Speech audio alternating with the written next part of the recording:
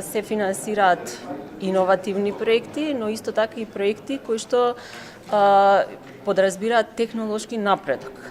Јавниот повик е отворен на 28 април, трае до 11 јуни и право да аплицираат имаат микро, мали и средни компании во зависност од инструментите на поддршка кои што се предвидени. Предвидени се 4 инструменти. Денеска ќе зборуваме малку повеќе за нив и за начинот како може да се аплицира. Првиот инструмент е наменет за мали и средни предпријатија кои што имаат тенденција на брз пораст, така наречени газели. Вториот инструмент на поддршка е наменет за микропредпријатија. Третиот е наменет за сите предпријатија, микро, мали и средни, вклучувајќи и големи предпријатија, и тука поддршката е исклучиво за иновативни проекти, односно и проекти кои што ќе имаат во себе иновација, иновативен производ, односно процес. И четвртиот инструмент е наменет за стручно усовршување и пракса на млади лица. Процентот на кофинансирање од страна на фондот зависи од самиот инструмент. За третиот инструмент максималниот процент е до 70% од страна на фондот, а додека за останатите инструменти е до 30%.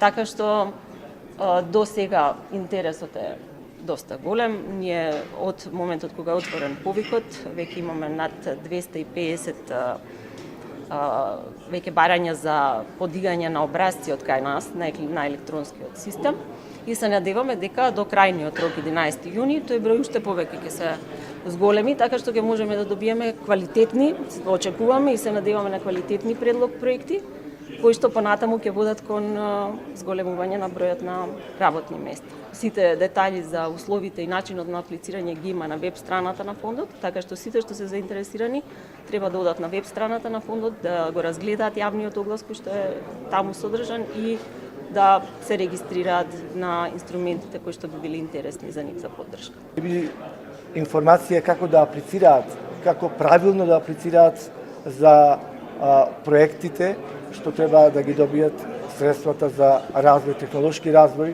на своето предпријатие, на својата компанија, на својата фирма, за човекови ресурси и се она што ми е потребно за вработување и напредок на младите вработени во тие фирми за добивање на нови и нови вештини.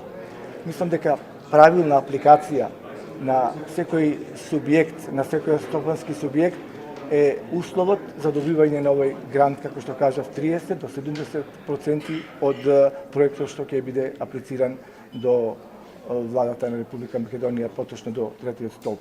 Која е нашата обврска како општина? Мислам дека да направиме амбиент за работа, услови за работа, да направиме инфраструктура и секако да ја поттикнеме државната и општинската администрација да биде во интерес и во корист на сите овие правни субјекти.